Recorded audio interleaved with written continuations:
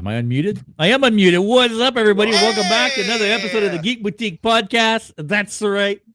Your favorite Thursday night geeky podcast is back on the air. Got a special guest tonight. Before we get to our guest, though, I want to remind everybody that's watching us on YouTube, if you have not subscribed to the channel, please click that subscribe button. Also, click the like button. It's 100% free. It'll let us know you really like to see the content. My co-host, yeah, that's right, over here, Mr. Messiah, Complex Cosplay, Mr. Jeff. What? Still wearing his Trek uniform. I am still How are wearing my you? Trek uniform. It's Thursday, man. It's Picard Day. I gotta represent. Shit. It is Picard Day. What a fantastic show. Maybe we can, talk about it quickly over here, even though we talked about it earlier. It's a good time to be a geek, man. It really is. Yeah. It really is. Really. Guys, you know this guy, the other half of the Geeks and Co-Predators, and pretty much Mr. Engineer-in-Chief right now. Rob the bad guy. How you doing, bud? Good. How's everybody doing? Good. Man in the chair. The man in the chair. Guess who's back? Guys, if you don't know who the guest is here tonight, you gotta go check him out on his Instagram. The pillar of cosplay here in the GTA for probably, the better half of a decade at this point. You say that, but holy cow, man. Like, you've been around for a while. And not only is he a fantastic cosplayer, but he's an amazing prop maker, as you can see behind him, Mr. ReedsPropsPlus. Thanks, Reed guys. himself is with us tonight. How you doing, buddy? I am doing pretty well. I You remember have- when he was just a little baby cosplayer. little baby cosplayer. When I met him, he's a little baby cosplayer. I was going Now through he's my Mr. photos. Fucking Big Time over there. Look at him. Oh God. I was You get going through my invited to photos. premieres and shit, and like, Gosh, I think he's even on breakfast television, wasn't he? I was on breakfast Yeah. television. Ah! That was that's amazing. It's a smile away, boys. Smile So, away. Reed, why don't you tell us a little bit about, well, first Oh, of all, man. who you are and maybe how you got started in the world of cosplay and prop making. All right. Who are you? All right. I am, like many of us, I'm a massive nerd. So, like all of us, we have our favorite fandoms, film, TV, comics, whatever it is, anime. I grew up like most. I gotta point this out because whenever in a discussion, people think I'm a little older than I am. I'm 23. I've been doing this since 2017, 18 as like just cosplay and stuff in general. But like long time nerd. And finally, once you hit that certain points where you can blend your love of a hobby with, I guess, your creative side, that's like where it hit in like 2017, 18. And then since then, it's just been sold my soul to the devil, and the cosplay train has just been rolling since then. What of One of us. Yeah. Welcome to the dark side. It's, yes, the dark side. I'm cool So with that, what but yeah. got you started into cosplay? what So, was that thing what- that made you want to dress up and go to a con? I used to, since like 2014, 15, so even like 3-4 years before I started cosplaying, I used to volunteer for Toronto Comicon and Fan Expo as like lines, photo ops, autographs, like, all those people you see at conventions. I would do that. So every year or every con that would be happening locally, I would apply, become a volunteer, and I would help organize lines, or I would do bags for people like in a photo booth, or help autograph lines. And through that, I was like, I love conventions, but also, why is everyone dressing up in like epic costumes, dressed up as like all of my favorite characters and so many other people's favorite characters? And then I was like, I asked my volunteer leader, and I was like, could I like subsidize one of my shifts one day to just throw on a costume and like hit the con floor? And that was 2017, 18 for Star-Lord. I threw on a Star-Lord costume, and I was like, wow, this is like really fun. You get to embody your favorite characters and make the costume and whatnot. And just from then, it just kind of spiraled. Yeah, because what was your... and that was the original last day Instagram Reed name, volunteered. Now, Yeah. honestly, it's as bad as it is to say. After that March Comic-Con convention, I stopped volunteering. Love all the people that I would volunteer with. Still friends with many to this day, but I got the cosplay bug, and I'm like, I would rather show up dressed up as a superhero or something, die of sweat and sore feet and sore back, and wear a costume all weekend, and do that instead of volunteering, and it's been really good. Yeah. Because you started out, your Instagram account initially was Toronto Star-Lord. Like that was like your. Oh, that's right. It was, wasn't it? Yeah. So So when did you sort of transition, Reed, to going from like obviously like you're not making a lot of the Star-Lord, at least I'm assuming you didn't make a lot of your first cosplay ever. When did you decide to go from just being I'm going to wear this cool costume to I'm going to make this shit? So I the whole 2017 2018 period, I was studying film studies at Laurier. So I was in school, I was doing that full time, and it was during like a semester kind of summer or Christmas holiday where the conventions would lie. And basically I did that from end of second or third year till I graduated in 2020 because the pandemic hit basically a year before I was going to graduate. And that it didn't kick me out of school, but it kind of kicked me out of school because everything was online, everything was on your computer, you were at home, you were doing a bunch of stuff. And basically from that, I was home all the time. I was working on my schoolwork, but also I was home, so I had a lot of more free time. And at that point, it was like a house situation with living and during the pandemic and whatnot. And I came to live here with my wonderful girlfriend Sarah. And because now I had more space and more available time, I decided, let me possibly pursue commissions or possibly pursue bigger builds. I decided I'm gonna get a 3D. Like I've always wanted one, but then I was like, I want a 3D printer. And then from basically start of the pandemic till now has just been do schoolwork and do cosplay, and then school finish, and I was like, okay, this cosplay stuff is starting to get a bit more serious, doing more conventions, attending, being asked to attend premieres and whatnot. That was a really cool probably thing that was like, oh, okay, like if I do pretty good job of these costumes and stuff, like I could get noticed and stuff like that. And that was a really cool aspect of it. But it was always just like, oh, I could build more stuff, I could do this. And then since then it's just been like a like a drug that you're addicted like to. A drug of just, oh, there's that on screen. Yeah. Oh, I like that. I can make that. I can wear that. And then someone else can be like, oh shit, that's Batman or something. Like Megan Murray, Megan, our missing Geeks and Co member right now in the chat there, talking back when Baby Reed came out with us to karaoke at the Watchtower. That's long enough ago that restaurant doesn't exist anymore. That's now called something else entirely. But I think, were you Deadpool for that one? Yeah, me and you did our promo videos where that's right, Deadpool and Cable. Like, does anyone have a cable or something? Yeah. Phone and it's yeah. His phone was dying, and I was Cable, so they used my cable off of Cable to charge his phone. So good. Yeah, that's hilarious. That was good. Oh man. Yeah. That's early times. Yeah, for sure. So yeah, it started with like Star-Lord.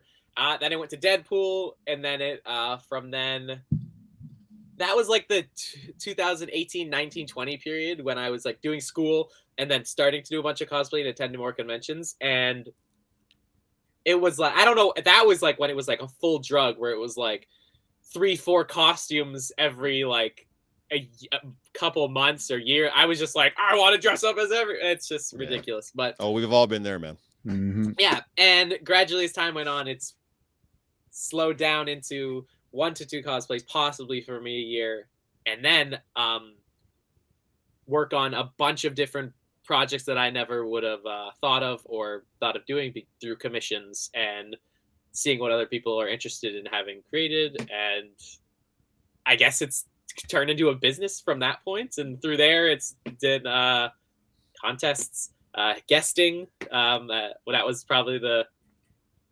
biggest, I would say, peak at the moment for working on stuff, and then having it. You're for us too. You're telling us, yeah. Us too. Yeah, we be able to like show what we've been working on and stuff. So it's what's the expression? It's only up from here, I guess you could say. Like, Yeah. Well, I but know it's you saying that, but we've been doing really, it for a while. you really saved my bacon at I don't, was it Toronto Comicon or was it the Fan Expo limited edition where I did Peacemaker and I had a problem with my helmet like a week before the con. That was Fan Expo. And I'm just scrambling. I'm like, this doesn't work without the helmet. I can't make this work without a helmet. You gotta and have I think it was like bowl. Gussie J was like, I know a guy. And I'm like, what do you mean I know a guy? I've known Reed longer than we mean I know a guy. I knew Reed when he was like a little baby. When we were out in London Waterloo at the little when we did you guys had the green screen booth. I remember we did Deadpool, Cable, all that good stuff.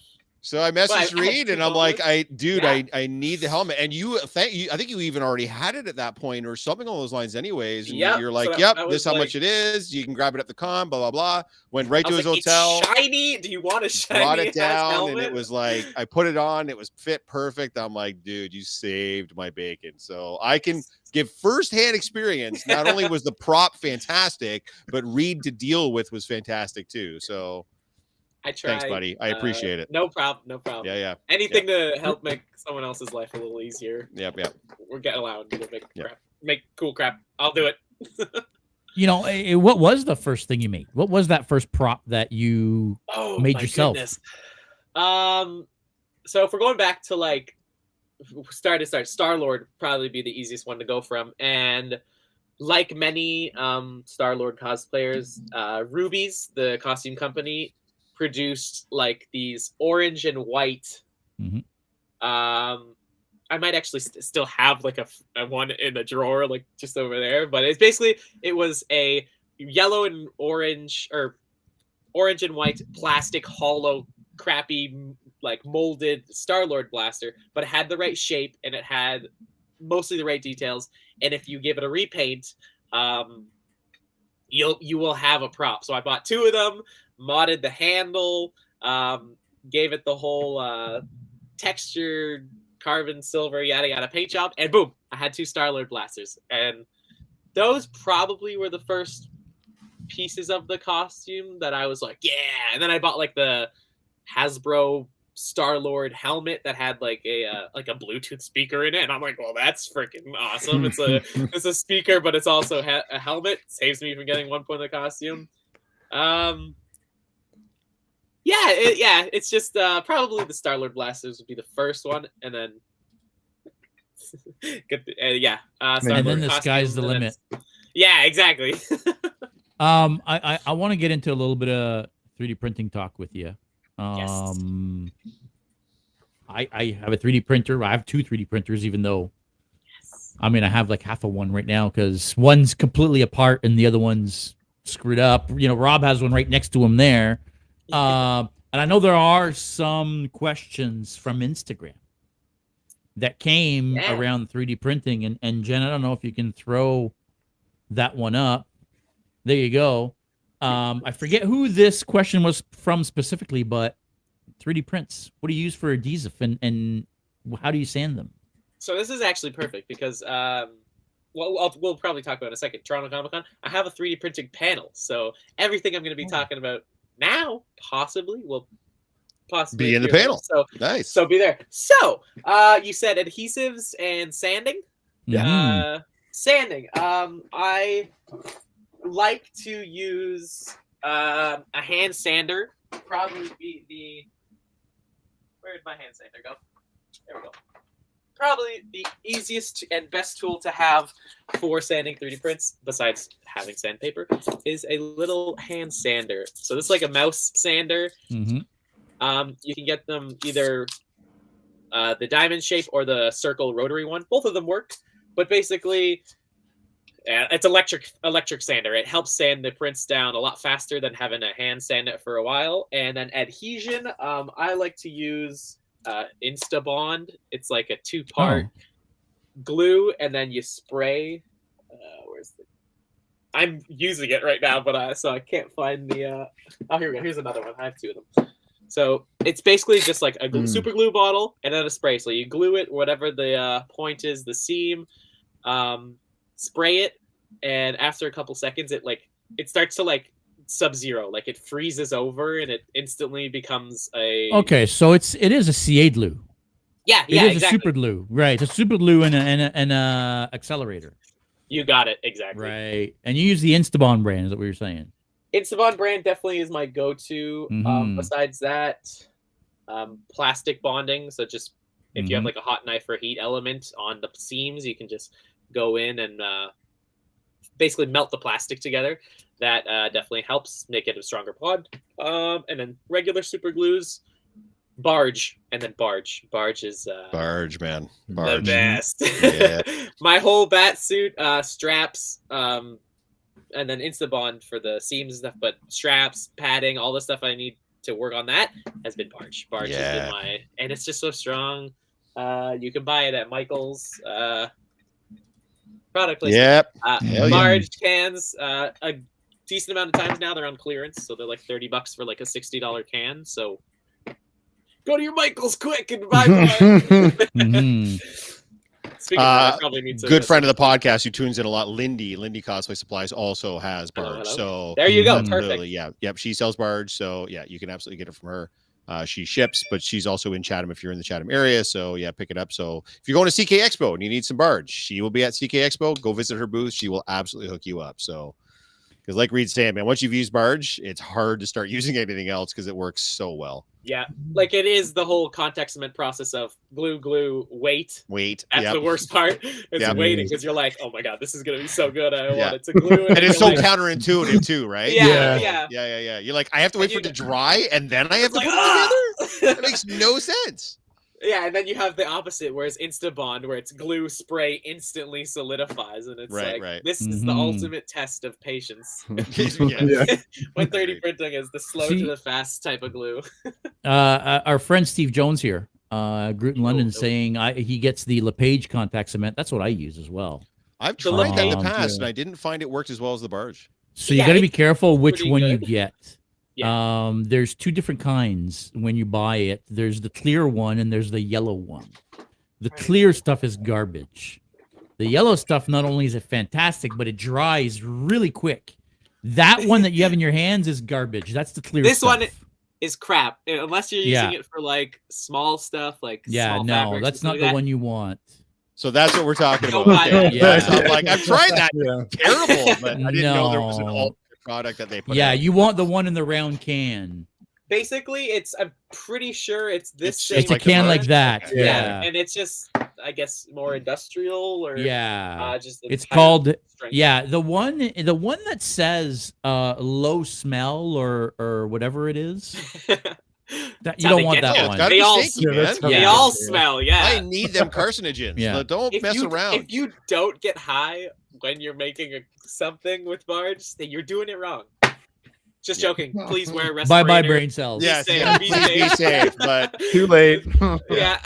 Reed, I wanted to know, you mentioned using your palm sander for sanding your 3D prints. Do you ever run into issues where you've warped the part? Because I know when I did my Iron Man helmet, the back of the head, I completely warped because I guess the part got too hot from the sanding with the palm sander, and I had to use Bondo and filler and all that stuff. Yeah. Have you ever had any issues like that? I'm trying to I know for some, depending on the print and depending on the infill and stuff like that, some parts and how you orient it when it's printing, some parts might not have the most supports or something internally like messes up. Typically, hand sanding shouldn't, unless you're like going crazy, like through like all 4 millimeter layers of whatever the print is. It could definitely, as you just said, it ripped right through it.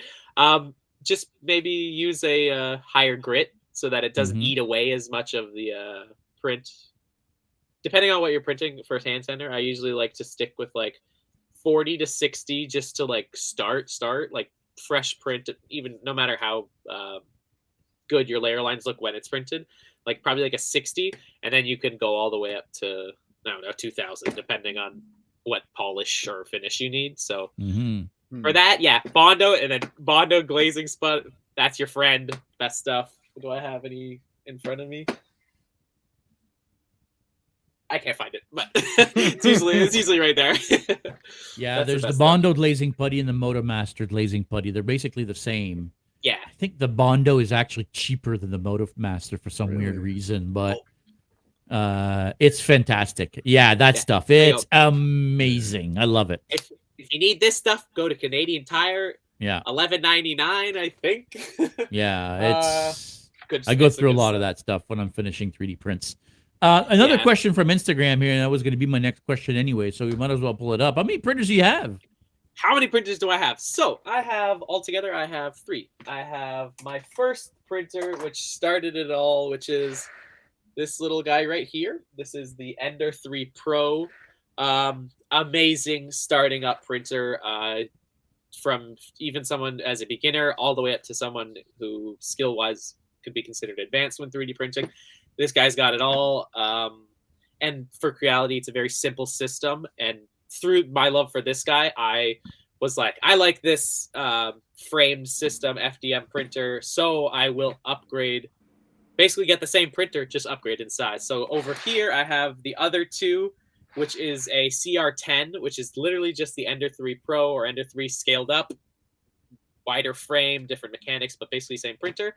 And then I got the CR10 V2 or 3 with the Titan direct drive, which basically is the same as the CR10, but instead of filament coming through here and being pushed here through a tube, the filament goes, and then right at the spot of where the filament comes out, basically, there's the drive there. So it directly puts the filament right onto the print. It's very strong, very sturdy, and less issues when it comes to like potential clogs or Less clogging, yeah. Exactly, and yeah. easier to work with if you want to use flexible materials like TPU, for example.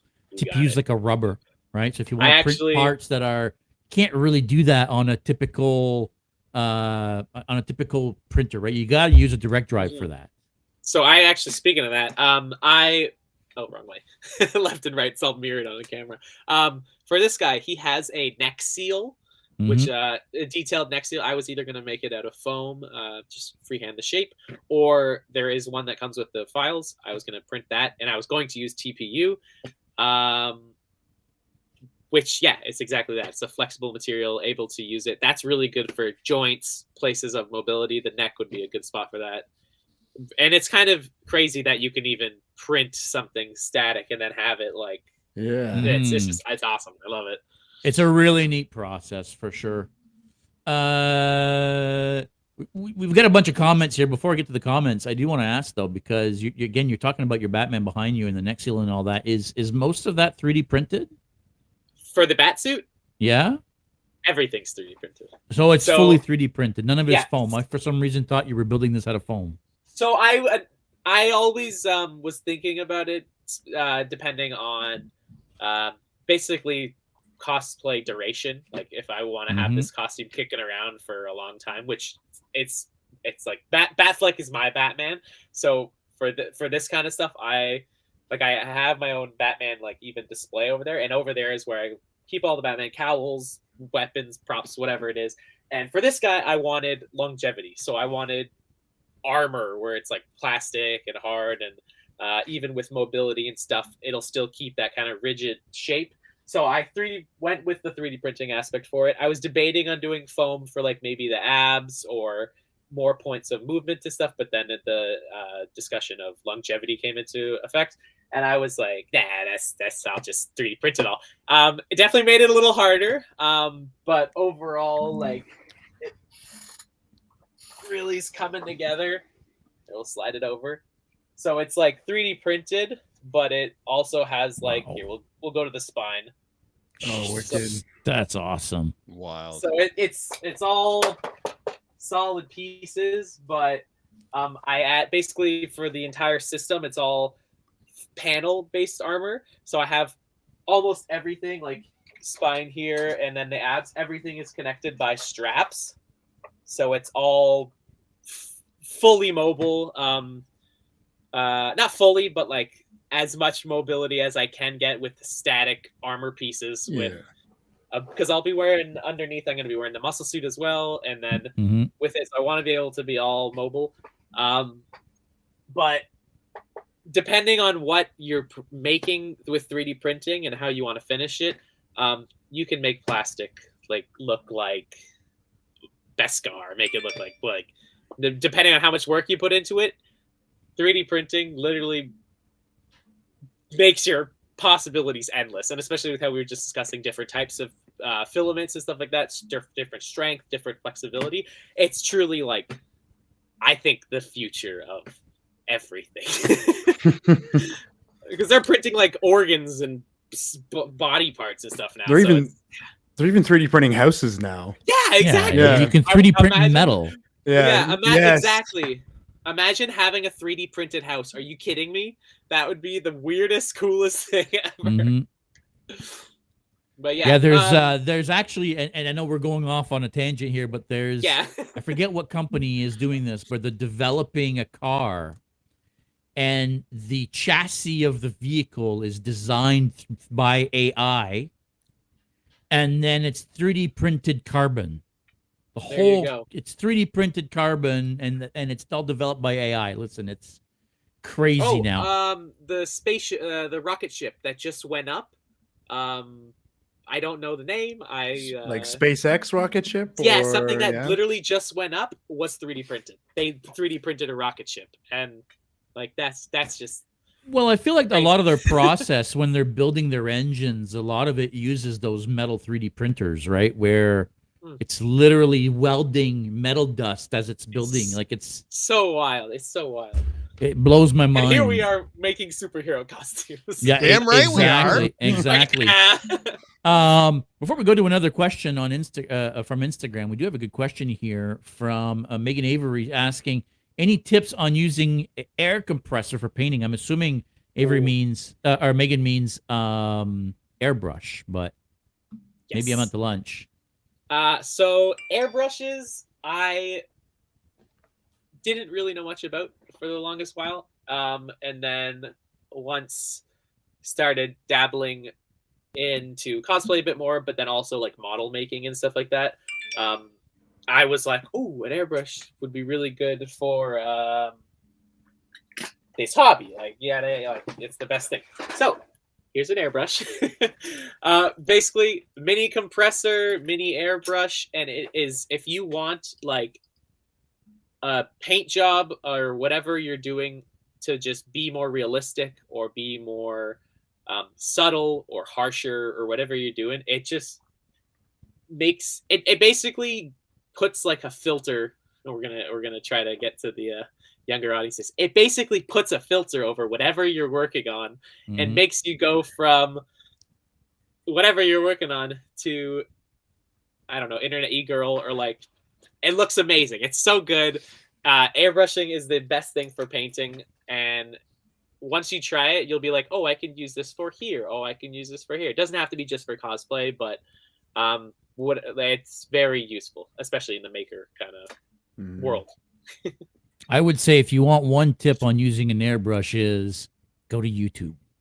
There's a lot of great YouTube tutorials that are mini projects where it says, okay, we're gonna work on this, and it teaches you different techniques for your airbrush. And yeah, when I got my airbrush, it opened my eyes to a whole new world of possibilities when it came to painting, right? So yeah, if you guys don't have an airbrush yet, get an airbrush. There's actually a cheap airbrush you can buy from Canadian Tire. It's like a kit, and it goes on sale for $100, like once a year or twice a year.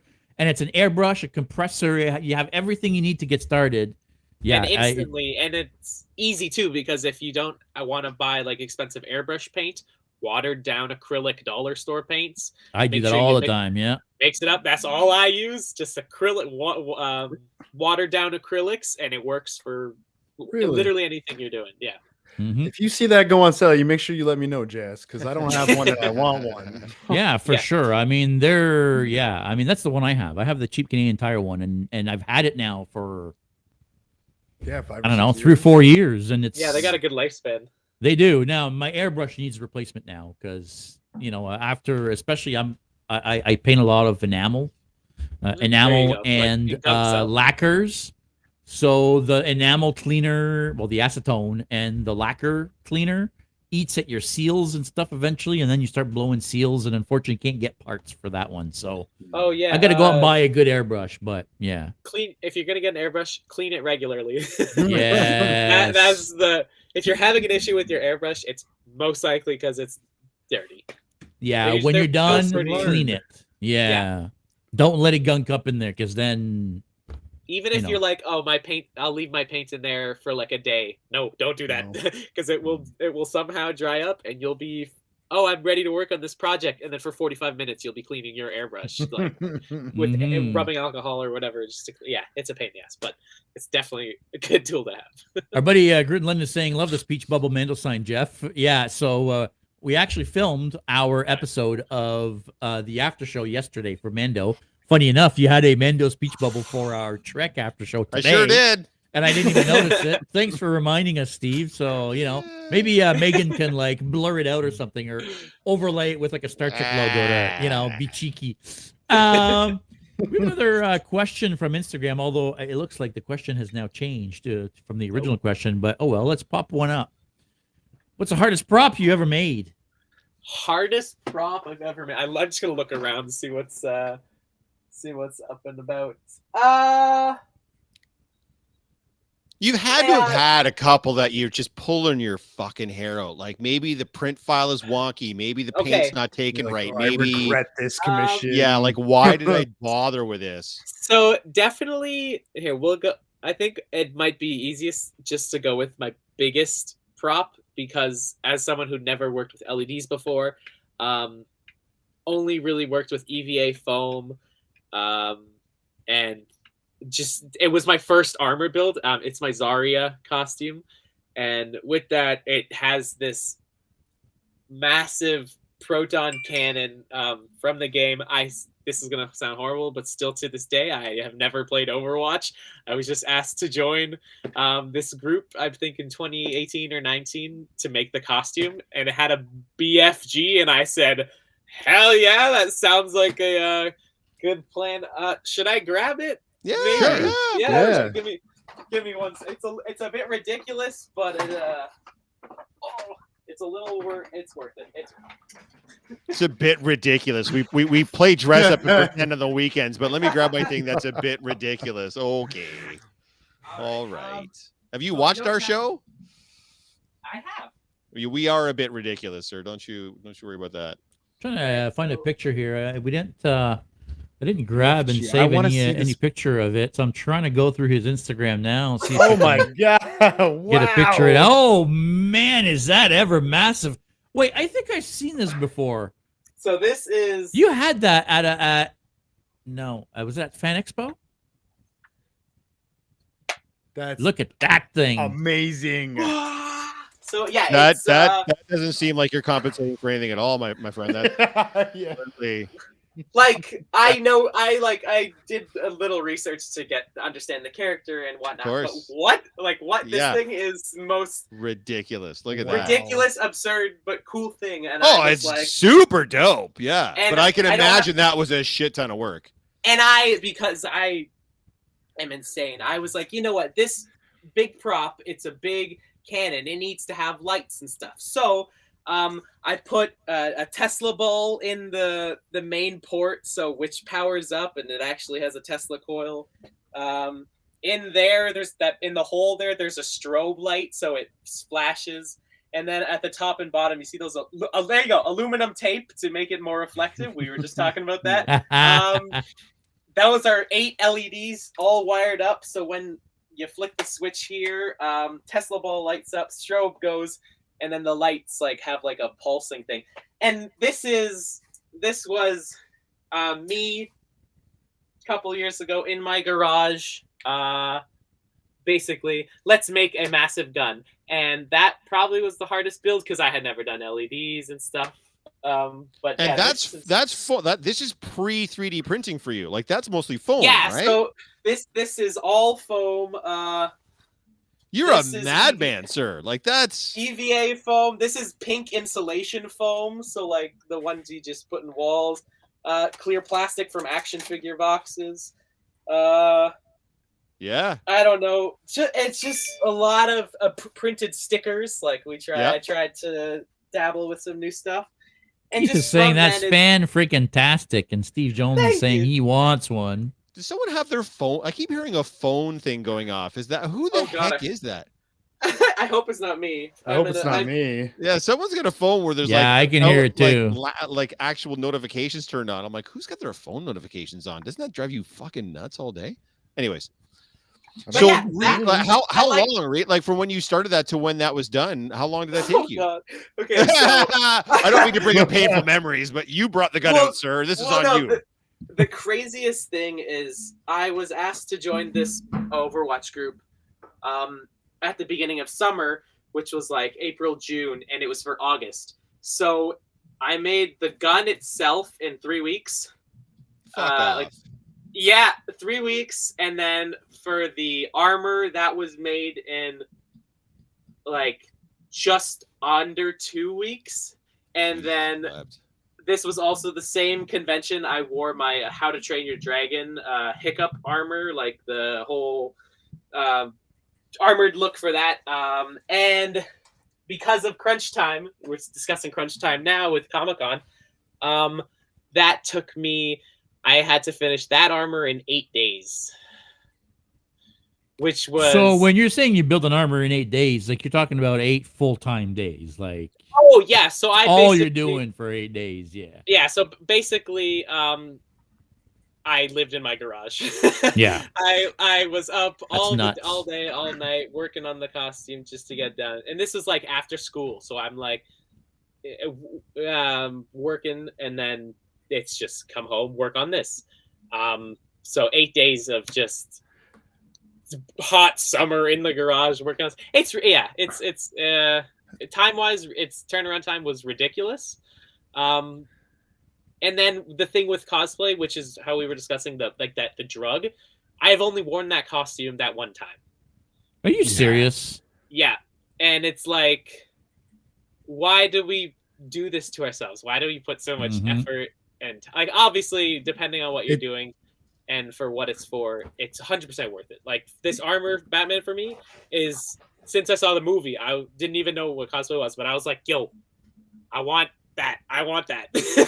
I want to be Batman, and I want to wear the, because Dark Knight Returns is my favorite comic. So it's just like, for the build, if the drive is there, build it, do it, but do it to have fun. Don't like slave over a costume, wear it once, and then think, oh well, this is trash now. Like I feel sorry, this is gonna start segueing into cosplay has become all about new costume, what's with the trends and all this stuff. Keeping up with versus, the Joneses, 100%. Yeah, versus just enjoying the hobby and stuff. And does that answer the question? Have I rambled to the I forget what the question was. I don't know what the question was. But... Dang it! Oh, hardest prop. There you go. Yeah, massive. All right. Massive guns. So I got a question about that prop. Specifically the LED and the lights. Yeah. Do you use at all? Have you gotten into the Arduinos and whatnot? Is that what you're using in there, or is it more basic and just like an on-off switch? So this guy is on-off switch. I'll go grab the battery because it's kind of hilarious. Basically, I was like, I don't know if you can hear me. I basically need something that can power a 9-volt Tesla ball along with 10 LED strips and a strobe light and all this stuff. And yeah, I'm that's like, what's going through my mind. Yeah, like, and I'm like, how much juice do I need? I'm like, okay, I need like, I forget, what is this again? I need like 12 volts. 12 volts. So I was like, all right, is there a 12-volt battery? There is. This is a 5-pound tiny 12-volt battery that I have a compartment on the gun here. Ready? This is where it gets ridiculous. It's like from a UPS. Right here. Yeah. So the gun here opens up. Oh my God, that's here. genius. There's literally a spot right there. You can kind of see it. Yeah. Where this battery just fits, and it makes the gun go from 5 pounds all the way up to a whopping like 10-ish pounds, all wired up. The most awkward thing to carry, and then like a half an hour of wearing or holding the gun, my arms are dead, and basically it goes from fun, epic, massive gun to the most impractical cosplay prop. Hey, can you hold this for like the rest of the day, please? That'd be great. And then good majority of the pictures I'm like leaning on the gun because it's way too heavy, and I'm like, I'm like, that works. The character does it, but answer question. It's like, okay, take your picture now. Okay, yeah. I'm very glad this is photo, because if it was video, all you would see is my arms like just shaking, trying to hold this massive prop gun up. Let me slide back over. Hey, Reed, we've got another question here from Instagram for you. What tips do you have for approaching a large build? Oh, don't. No, I'm just joking. You got it. Absolutely. Until you do again. Yeah. Yes. It's right there. Clear your schedule. Give yourself time. It sounds so bad because I'm guilty of it. So many of us are. Don't con crunch. But if you have a big build, start it early. Like, you think like, oh, it's a costume, I'll be able to finish it in X amount of time. But then as you're in the process of doing it, everything takes 5 times longer physically doing something versus just your thought process. So start early. Simplify the project. So say like, I don't know, say there's like a massive gun or something. Try to simplify it. Use geometric shapes to make the build smaller. If you're making foam armor, like, think how foam works. It's flat, so if there's like a big shoulder armor that goes over, okay, one flat piece rounded, and basically think about it, but also start early. Probably be number one. You are fighting against yourself, so there is no cosplay god saying you need to finish this costume for this time, this date, this level of quality. Everyone is different levels of skill, and we're all doing this to have fun. So if you want to take on a big build, have fun with it. It doesn't have to be screen accurate. It doesn't have to be the most perfect build in the world, but if it's large, you like it, just take your time. And do it to your best ability. Like, large builds are a commitment, to say the least. Like anything, what's the expression? Anything worth your time is worth putting in the time. Or, anyways, but yeah, that. I mean, how often have you actually started a build early and not con crunched? Oh God, I always plan to, like, for this Batman, for instance. I started printing the pieces here and there like last year. So like December, November. And even with multiple printers, I'm printing other people's stuff. I'm printing other things for myself. But even with that, I needed a good 2 months, for instance, to print everything. And yeah, just... you need the time. Start early. And have I ever done it? Yes, I'm doing it right now. Con crunching, depending on what you have to do, it might inevitably happen. But if you can avoid it, try your best. But probably won't be able to. A little bit, hopefully. But that's one of the hardest parts when you're working with 3D printing as well. Is everything takes so long to print that when you've got a big armor, it's hard to fathom the amount of time it's actually going to take you to print it all. And then all of a sudden it's like, oh shit, I've been printing for like 2 months straight and I'm still not done. Right. Like, yeah. Like, and then there's like a lot of things you can do to your printer to modify it to adapt to those things. So say it's taken a while. Okay. Make choose a bigger nozzle for your printer to have, change print speed times, different types of supports to limit the amount of filament used, as well as how long it's going to take to print something. But yeah, you have to gauge your time wisely, especially if you're going to 3D printing. You can't be like, okay, I want to build an Iron Man suit.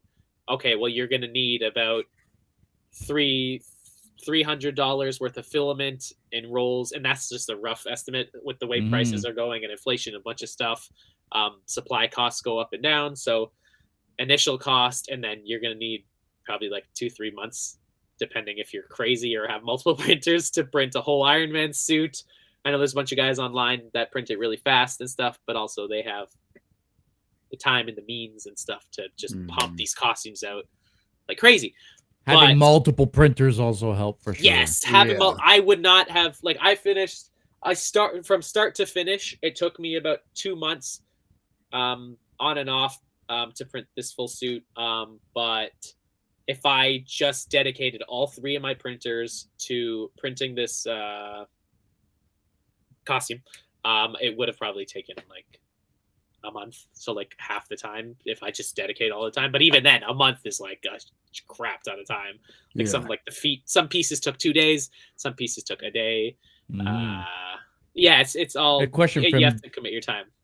Get a question from Dean McInnes in that same line here. Says, hello, Reed. How long did it take you to finish your Din Djarin costume, fellow Mando here? And did you go for the moving whistling birds? Oh, on the arm. See you at Comic-Con. Yeah. The Din Djarin, the Mandalorian, my pride and joy. That's that costume. Definitely, I would say that costume was my. Hey, there we go. That is my. Probably the costume I'm either most recognized for, or if I'm wearing it, even though there's a bunch of Mandos at these, somehow everyone's like, hey, that's Reed's Mandalorian.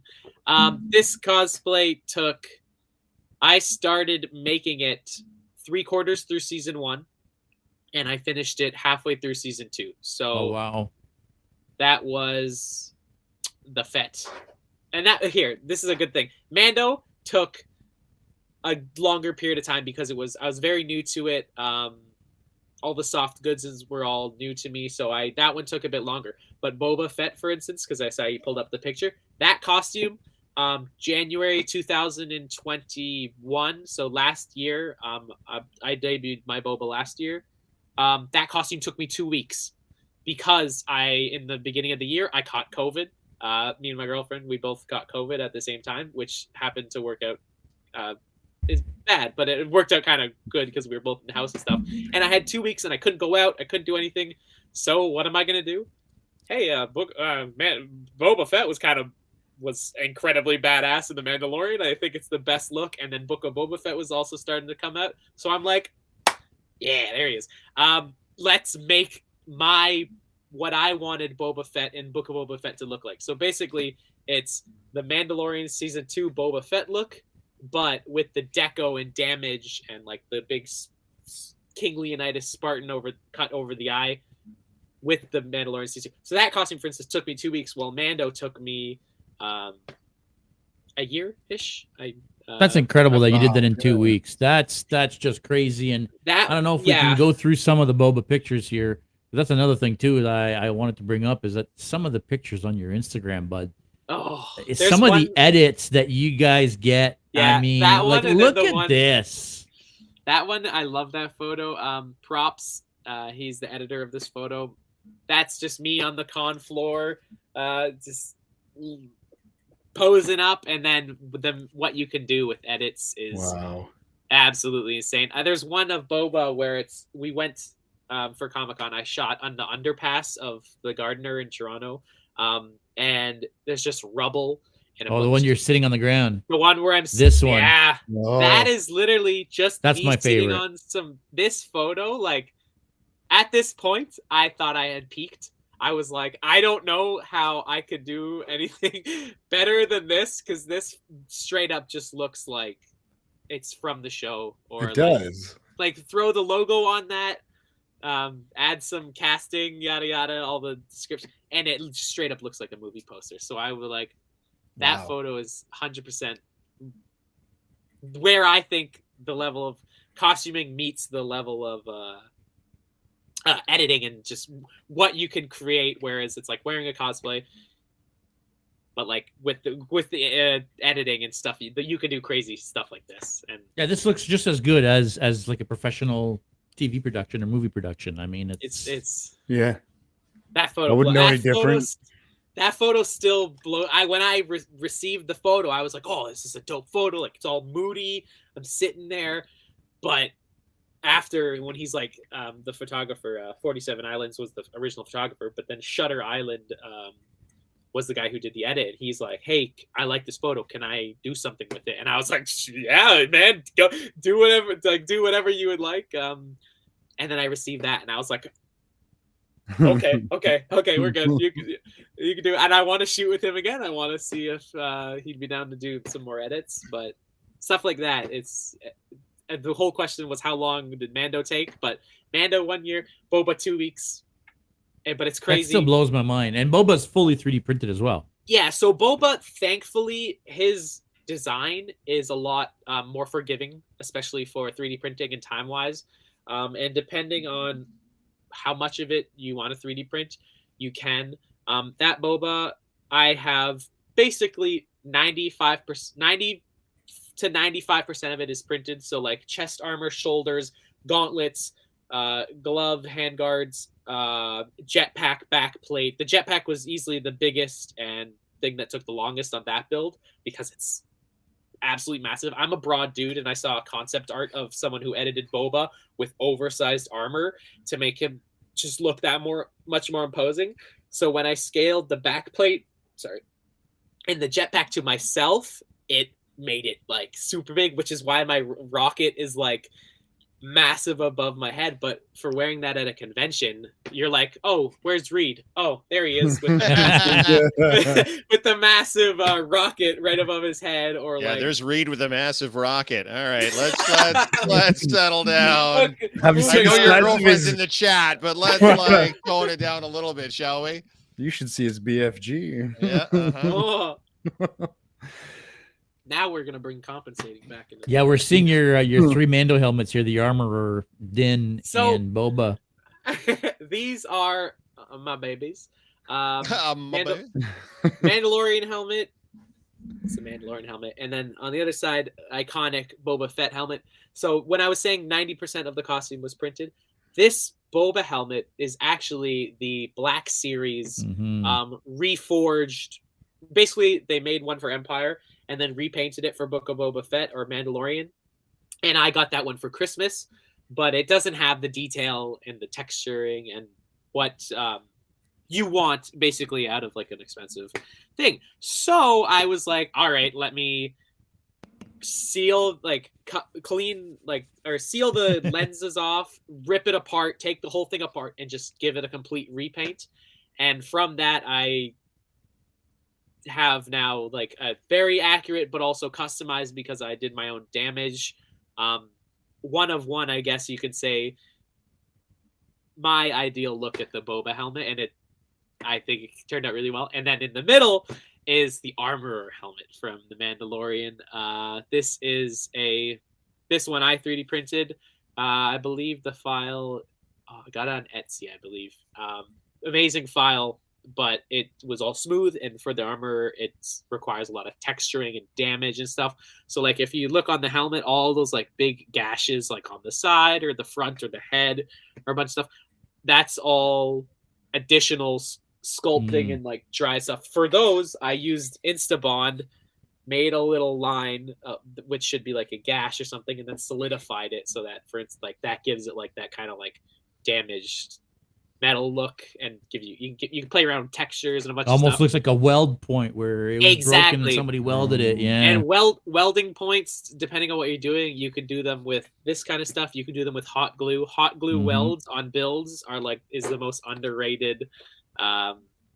With different paint jobs and washes and finishes and dry brush and stuff, you can make hot glue look the most proper weld. You can make it look like ooze, I don't know, like alien spit or gross stuff like that. But if you can use a bunch of everyday or crafty kind of supplies to make something appear a bit more like that for the armor helmet, appear a bit more realistic or damaged or whatever it is, like go for it.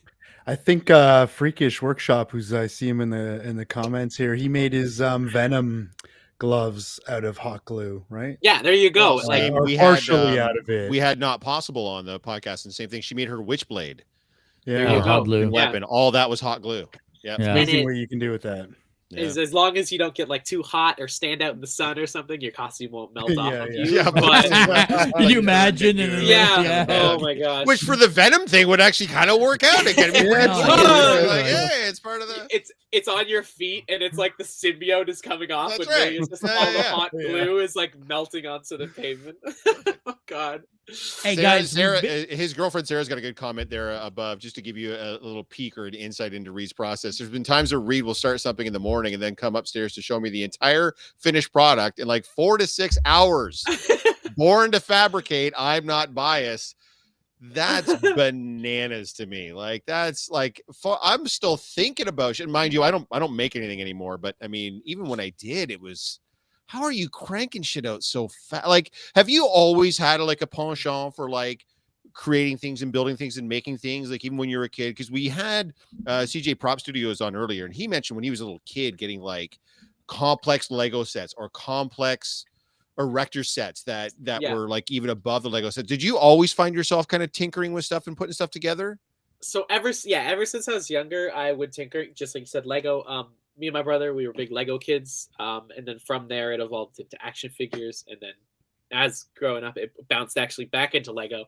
And the whole creative aspect of it, weirdly enough, I used to make custom Lego minifigures. So like, Nice.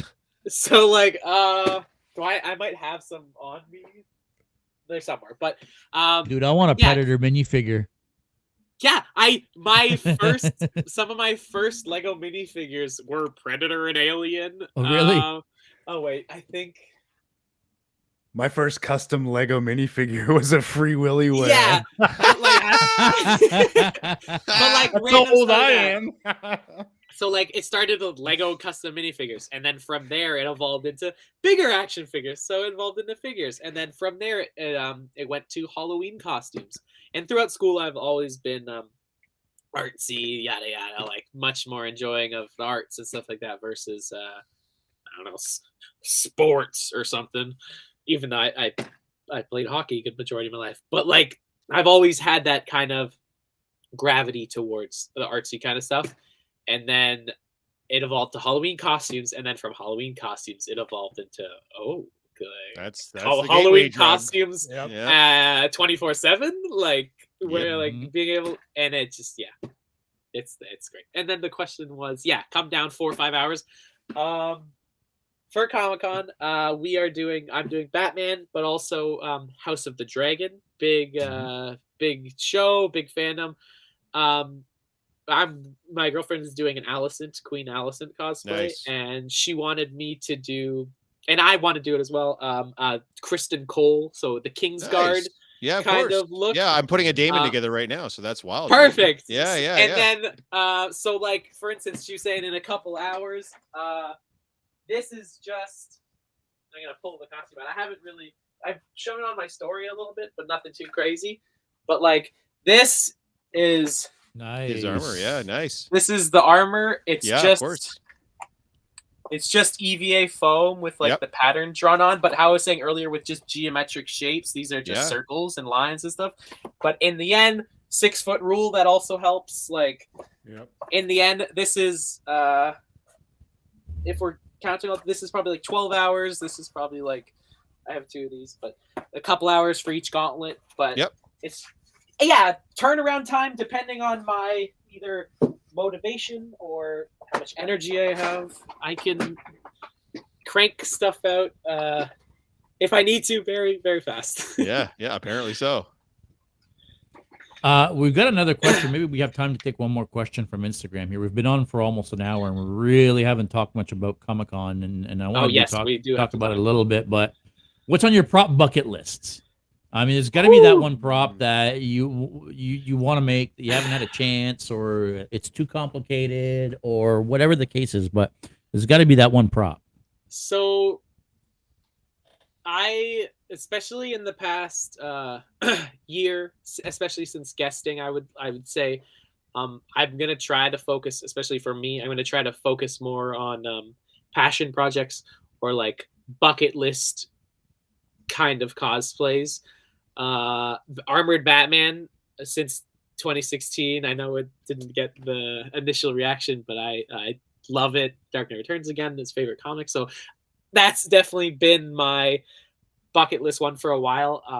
You guys do Predators. A Jungle Hunter has always been, but like a full, like the whole latex suit, the whole 9 yards, all that. Jungle Hunter's always been a plan of mine.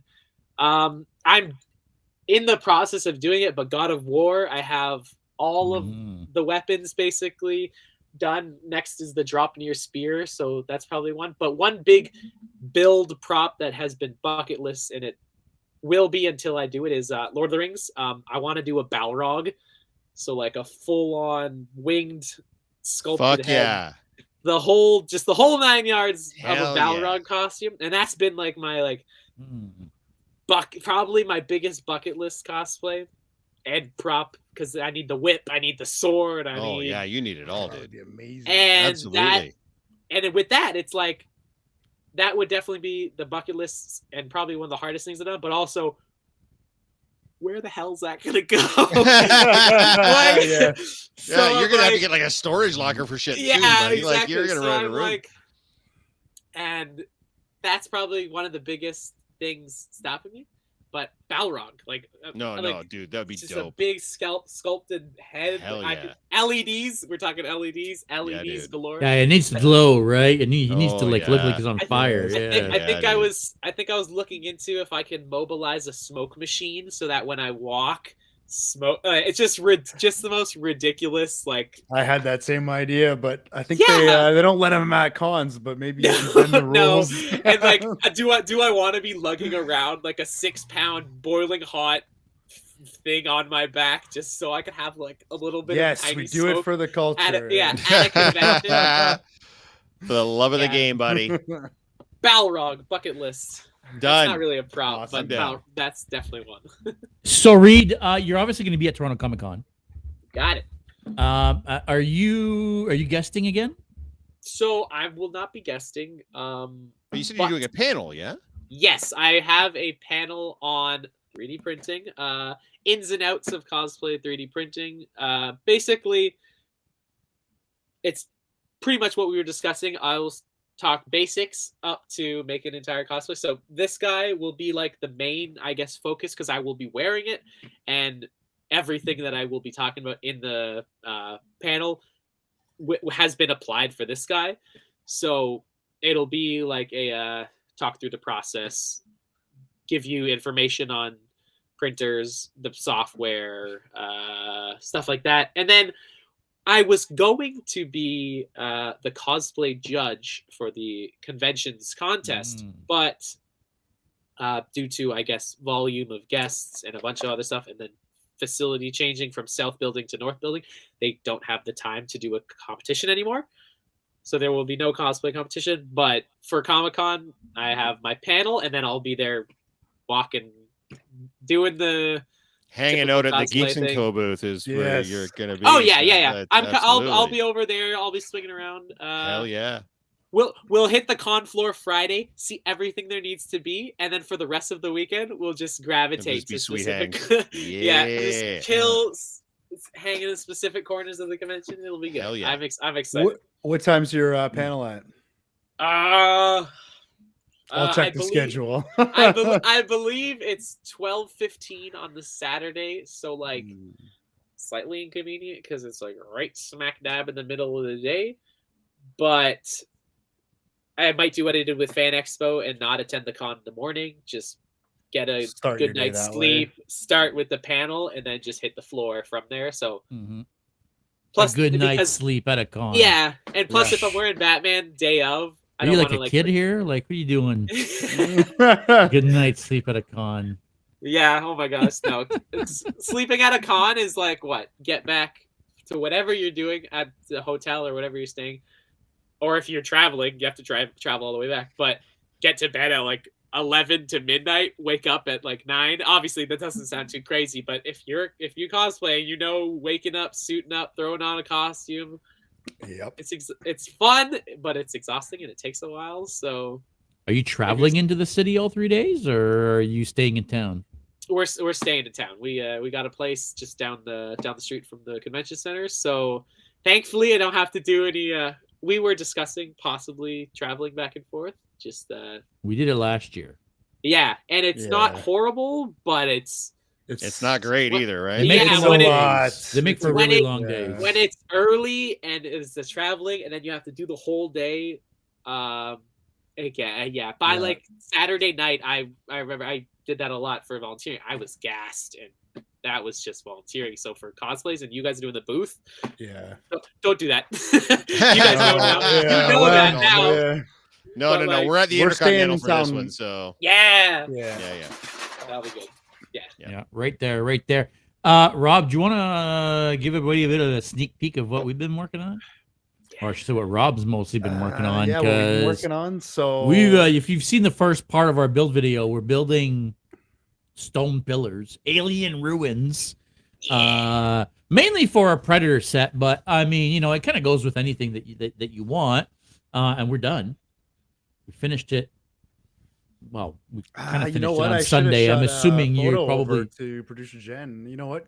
Give me a few seconds. We'll talk about it, and I'll try to shoot a photo over to Jen and see if she can get it up. But Talk amongst yourselves. yeah, My- you guys my talk. cat. I'm gonna do the Yeah, and it was when you were mentioning the pink insulation foam because Your My cat's cat's making a just going cameo. down. Yeah, Okay. so we use pink insulation foam to Okay, build that's this all. thing. Lots of sanding, lots of foam dust everywhere. In Rob's garage with 2 Dremels going and pink insulation foam flying like mad. I mean, it was cutting it on a table saw. and yeah, sitting it there was with the it was Dremels. quite the project. It's Comic-Con. So excited, and we're a week away, folks. Yeah. Oh, God. At 8 this days, time, brother. 8 days. Yeah, at this time next week, we're gonna be on the con floor setting up. I'm curious to see what it's gonna be like to be in the North Building. I also have my worries. Concerns? Yeah, Yeah. concerns. Concerns is worries. good. Yep. But gosh, if they're not doing the contest, I don't know if that means they have more free space because they don't need that stage there. Well, the like in stage that- is not going to be there. There is going to be no stage. From okay. So then understand. it might be. I took a glance at the layout, but fingers crossed. It's at least it's very open, so it's not going to be like Mhm. sardines. Will be very warm, but Yeah, and It it's should- one giant area. Yeah. That's the nice part too, right? Like, and it's Yeah, you don't have to exactly. go down 47 different escalators to get down there, and like Yeah. it's so much easier to get in and out of physically the building too. So yeah. my fingers are crossed; it's going to go well. I'm very glad because with this guy, I have the mega stomper boots, and it's just I have mobility, but stairs and stuff I know is going to be an issue. So the fact that it's all one level is going to be a lot. You guys Hell understand yeah. with the Oh, predators yeah. and whatnot. And Yeah. with your lights on and your lenses, you're not going to see shit. Yeah. Yeah, I have tested this guy out and about. So when it's like a very bright outside, so specifically like if I'm outside, visibility is okay. Oh, but it's if fine. yeah, if But if so, you're I'll shut it off. inside, I have decent, but inside especially, there's gonna be moments where I'm like, smile and waves. You guys do it with the masks and Hell stuff. yeah. Whereas, yeah, it'll be good, but that's how it's how it do be like that. Victoria's saying, I hope the cosplay red carpet isn't poorly placed. I think it's going to be It downstairs. is. It's downstairs. Yeah, for which whatever is weird weird. reason. It's not even on Yeah. the main floor area. It's downstairs. where the they cosplay, usually have like the DeLorean and like the cosplay photo park is on the main level, actually Yeah. right by us. But yeah, the red carpet is downstairs for whatever weird reason. It's a Yeah, odd I don't know placement, why they that's for did sure. that. Yeah, I think the 501st is also down there. There's no, that's where their change area is. Their Star Wars station is right as you come in for the upstairs part. Okay. Yeah. Okay. They get their own separate room for changing and shit. So Oh yeah, there you go. Look at those. Yeah. God, So The color's a little washed out in this picture here, but yeah. Those yeah. look So epic. we set out to, we've got a backdrop that goes with this, and we wanted to create the goal that we want to go with here was some different photo opportunities. And we're thinking this is going to look really good with our Predator jungle kind of backdrop, Mayan Aztec ruins. So it'll work for Predators. But I think obviously we're representing a bunch of different fandoms on here. We've got Marvel, we've got Star Trek, we've got DC. There's everything on here.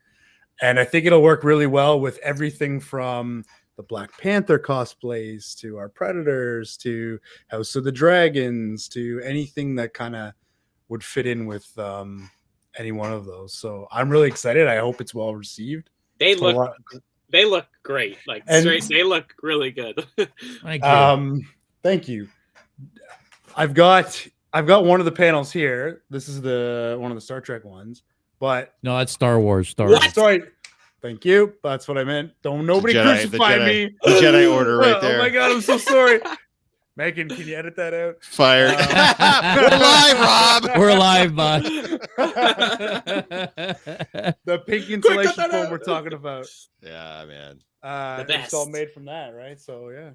It's all we've tried to make it modular too, right? Because we're carrying everything back and forth in our cars, and this all like so good. Screws together. It's all magnet based, so it's like click, click, click, click, click every panel.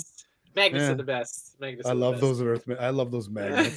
Yeah, the hope is that as we move into the future, we're able to get more and more space at these cons and have different photo op areas for people where it doesn't have to be about us and Predators or Jeff and his Batman, or when we're out and about walking around, we want people to still come by the booth and have something to be able to do and take pictures with and so on, right? We want it to be more interactive. So it's like a couple of years ago when they had the down in South Building, they had the 6 like setting like I don't know. Yeah, on that 600 walls level where they had the big mural walls. That was fantastic. Murals, exactly. Where they stopped doing that for whatever weird reason. That was genius. They used to plan the meetups at those murals on that level. You would go for your 12:45 DC meetup, and you would pick a mural, and you would all gather in front of that mural, and it made perfect sense. And then all of a sudden, one year they're like, "Yeah, we're not doing that anymore." We're like, "Okay." Yeah, and I've only been involved. I'm relatively fresh to going to cons. This is only my 3rd or 4th, right? And it seemed like there's a big gap in that space for cosplayers, right? There's the community zone, but there's nothing specifically for cosplayers to do, in my opinion. I think they wanted to really move the focus to the cosplay photo park and the cosplay red carpet, because of course that has all their branding on it as well, right? So I think they want to move cosplayers into doing it like that, so that they're constantly getting that branding awareness out there for the different events and shit, especially since Fan Expo seems to own and run a lot of these cons now internationally. But I mean, I have a bunch of pictures from past cons, I'm sure Reed does too, in front of those murals, because they work so well with certain cosplayers. Yeah. Well, I haven't seen that since I've been involved, so that's what we're trying to bring back. That's the spirit. Exactly. That's the spirit of what we're doing. Is absolutely what those murals and what they represent. Even what you guys had at the Fan Expo last time, where you guys had that blank wall, that was still great, because that still gives you like a opportunity photo point, like for people. So it did, but when there's nobody there, like if we're not there, or if Roberto wasn't there, or if Ben and his Iron Man wasn't there, or if Jeff, like I said, in his Batman, like if we weren't there, there was like, what was there for people to come and do, right? They didn't want to just come and take a picture in front of our logo for no reason, right? They want to take pictures with us. So it was great for us to have a spot to take pictures in. We want to make it about the people, right? So that's the main reason why we're trying to by the people for the people. Exactly. Victoria's saying, I still don't know where the cosplay park is. I literally just sent her a message. I'm like, it's right beside the food court. The upper there you go. You literally can't miss it. There you go. So if you see on screen, I'm pointing at my screen here. You can't see it, but where our booth is, just the next row over is the cosplay photo park. Thank you, Jen. Right there. Yeah. There's a cosplay photo park. Right into the food court. So the good thing is when we're having meetups, when things are happening at the cosplay photo park, you're right there in front of the crowd that's sitting in the food court, right? So that'll be kind of neat and different. So and if you get hungry, you can have some super overpriced trash food. Absolutely. You can have $12 pizza slice. That's right. Yeah, you get a Nutella crepe that will do nothing to sate your hunger, and then when it's your turn. And then when it's your turn to go eat, you'll sit down and start eating, and someone will be like, "Oh my gosh, can I take your photo?" You can like have a hot dog in your mouth, like,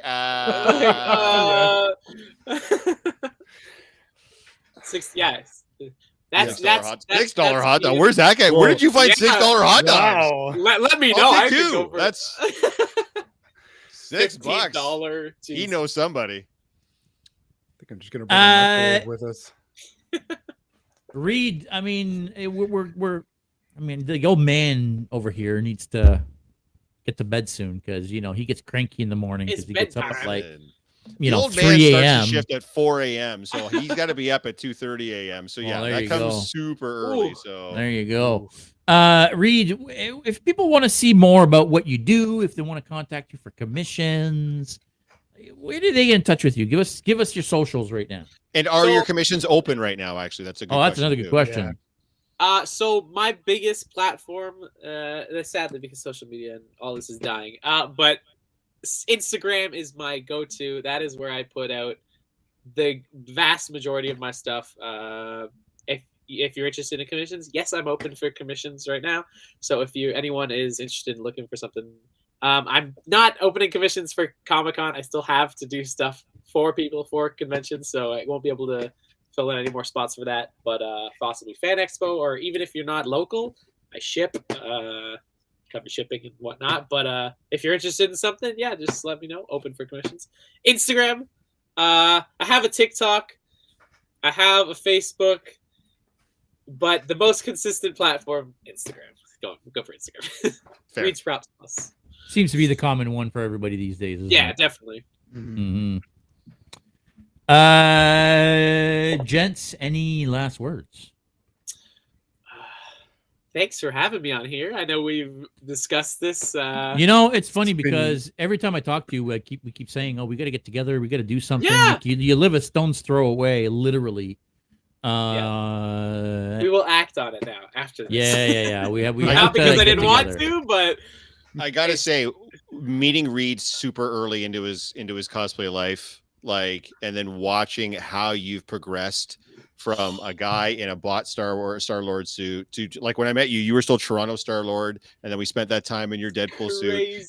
Where you started and getting to see you come up and get to the level that you're at now. I can't say I'm proud because I had absolutely nothing to do with it, but watching you do that has been inspirational and motivational for so many people in the community. Like, you have no idea what you mean to the community as a whole, not just in the GTA, but just this whole area, man. Like, you've done it. Yeah, but you've done it on your own. Like, this is something that you wanted to do and you took it on, and you just keep getting better and better and better. And I don't see a level. I don't see a peak for you. Like, you're just going up. Started. You've got a very bright future ahead of you. It's incredibly inspirational to watch, Reed. Well Thanks done. so much. Be very proud of what you've accomplished because it's incredible. When you make it big, remember us. Just saying. Yeah, remember the little folks. When you're on top, remember us little people that were down here when you started. Please say hi to us at Toronto Comicon. That's right. I think one of the craziest things is you guys are like, oh, you've done so much. And I'm just like, I'm still like the weird, nerdy kid who just dresses up in cosplay. But we all are, right? That's it us, means man. so much. Like, I was showing a buddy. I laid the armor out all on the carpet here and took some photos of it, and it wasn't even. And I'm like, we were discussing, and I was like, shit. Like, I gotta stop kind of outdoing myself because then it just, I gotta dope shit. Because then I'm like, oh, I know me personally, I'm gonna feel like if I don't either make something equal to or possibly better than what I was working on, I'm like, oh, but I still love it, everything, and it's Eric Adams saying, find me a more wholesome cosplayer. I'll wait. Okay, his girlfriend Sarah. That's about it. The only cosplayer you're gonna find that's more wholesome than Reed is probably his girlfriend Sarah, or at least they have equal levels of wholesomeness. Which is probably why they're together, right? Yeah. It's just, Reed deserves all the applause. Yeah, he does. I can't thank people enough because, like, obviously, with what I'm creating and stuff, it's what's bringing a bunch of people. But just the amount of like love and like. Even through friendship, like me and you, Jeff, we've been friends now for like 7 years and stuff, and it's like, it's just crazy. And what's the thing where people are like, I don't know how to take compliments. Like, I don't really. So like, whenever people. Well, kinda get start used to it, son, because it ain't stopping anytime soon, man. Like, come on, dude. I can't say I wish I know could say more I know than, it's tough. I get it. I wish I could say more than like thank you. You stay humble, King. You stay humble over there, buddy. Humble king. That's right. Humble King. That's right. Nothing wrong with that. Oh, but yeah, definitely remember us when you're on top. Anyways, if I need just keep crushing it and having fun. Yeah, of course, man. That's the key. You're having so try. much fun doing this. Like, I don't think you get like your message. Like, it's not just like the work that you're doing, but it's your whole attitude about it too. Like, you're like, doesn't matter if you're screen accurate. Doesn't matter if it's not awesome. It's not. Have fun. Don't turn it into a job or a chore. Have fucking fun with it. Even in my like, it's been like since 2018. I would Ozzy, please leave Anthony alone. Sorry, the cat is just going for the ants, hanging ants right there, and it's not good. But it's called Anthony. Yeah, like Ant-Man. Yeah. It's like the flying ants. Yeah. Nice. Okay, so I'm gonna segue 2 seconds really quick. I'm obsessed with cosplay, but also my love for pop culture fandom has. Oh, he's on the display. It was with action figures, and let's just say it's a bit unhealthy. But that also helped build my love for the fandom. But back to what we were discussing. It's crazy. It's crazy. Sorry, the cat distracted me, and now I'm just talking about something. Now you're all flustered. I'm all frazzled. Because with these I don't hear anything, and then he knocks one thing over, and then 80 other things fall over, and as you were saying, Jesus. Well, listen, Reed, thank you so much for joining us today, man. It is awesome to finally actually have you on. I mean, we had you on live from a little while ago. Fan Expo, I believe so. Yeah, when Jeff, when we came into the booth. Fan Expo, yeah. Well, we took over your booth basically and sat down, and that was quite funny. But thanks for coming on. We're gonna have to have you on again. Like I said, we're gonna have to do something together. Yes, I would love to. We should come by if it's okay with you. We should come by one day and do a video out of your cave and come and do a Cribs episode. Dude, I've had a good majority of people ask me like, you need to do stuff with the room. You need to do stuff with the room, and I'm like, I want to, but then the perfectionist in me is like weird because I'm like, I don't want to show it until it's all to like where I want it, and it's always changing, so it's a horrible process. But 100%, we'll do. I'll see if I can set up some chairs. We can do like an in-person little round table kind of vibe. I think that'd be really cool.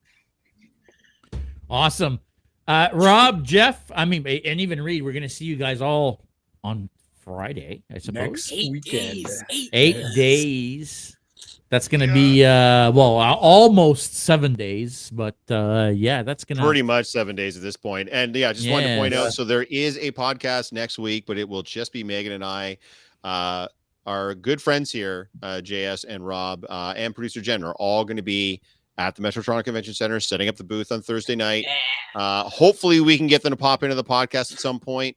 But I mentioned earlier, in the pre-show, that podcast next week is going to be about you guys. Megan and I are going to go over what the Geeks & Co. plan is for the con overall, what the booth is going to look like, everything else. But we want to hear from you. What are you hoping to see at the con? What cosplays are you wearing? What vendors are you hitting? What panels are you doing? All of that stuff. We want to talk to you. So we want it to be a really interactive episode that we're going to do next week. It's going to be you guys are the guests next week. So make sure you tune in. So if it all falls apart, it's all everyone. It's all on their fault. Everybody's fault. It's my fault. Viewers' all fault. on them. So you better show up, like, and subscribe, and that's click that right. notification bell. Do it. Steve Jones is saying, skipping that episode. Do it. Okay. Everyone, go check out next week's podcast because tomorrow is my birthday, and for my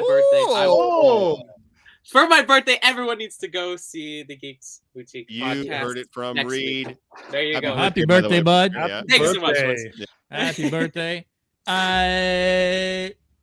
Anything else to add? Thank you. Thank you for having me on. This has been awesome. I loved it. All right. Well, thank you again. Thanks, everybody, for watching. Listen, we always love to have you guys. I know we didn't get to a lot of your comments tonight. When we have guests like this and we have a conversation going, it's sometimes hard, but we really, really, really appreciate the interaction. We don't want you guys to stop. We love having you live with us. For those who are watching us after the fact or listening to us on your favorite podcast platform, come and check us out on YouTube. Guys, give us a like and a subscribe. Super important. It costs you absolutely nothing. And if you click the notification bell, it'll always let you know when we go live. I think that's going to be it for today, though. Make sure you all stay geeky, and we'll see you next week from Comic-Con. Woohoo! Make sure you guys also tune in because we're going to have daily lives from the con floor. So we're having 4 podcasts next week. Daily Thursday, lives. Friday, Have a good Saturday, time. Sunday. I might be there again. You never And know. you might see this guy. Yeah. You might Yeah. see this guy. You're gonna see that guy. Sure. See you later, everybody. See you guys. See ya. Thank you for tuning in to another episode of Geek Boutique Podcast. Like always, if you prefer to listen to us, you can find us on all major podcast platforms. Now, make sure you don't forget to click that like and subscribe button, as well as the notification bell to make sure you never miss anything.